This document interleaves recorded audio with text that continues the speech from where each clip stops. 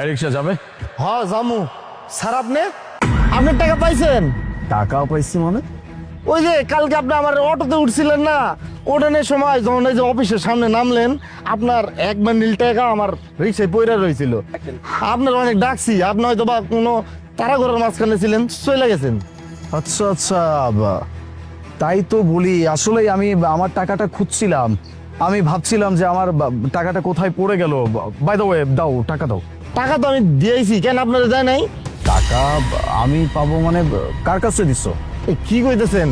আপনারা যখন ডাকলাম আপনি তাড়াঘুড়া করে ভিতরে চলে গেলেন, আপনি পিছে পিছে যাইতে ওই যে একটা মোটা করে মাইয়া সুন্দর কইরা আপনার ম্যানেজার হেরাতে দিছি, দিয়ে কইছি হ্যাঁ যেন আপনার এই টাকাটা বুঝা যায়। কেন আপনারা টাকা দেয় নাই? ম্যানেজার? বুঝতে পারছি।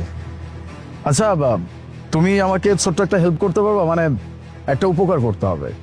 আমি আর আপনার কি উপকার করতে পারি? না তেমন কিছু না, জাস্ট আমি যা বলবো হ্যাঁতে হা নাতে না মিলাইলেই চলবে। পারবা? হ্যাঁ পারুম। ঠিক আছে, তাহলে চলো আমার অফিসে চলো।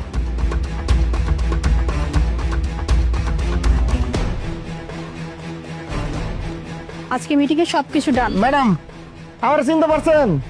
তুই তুই কে? তোকে তো চিনলাম না। কি কোন চিনতে পারেন নাই? আমি ওই তো রিক্সাওয়ালা, কালকে যাইছি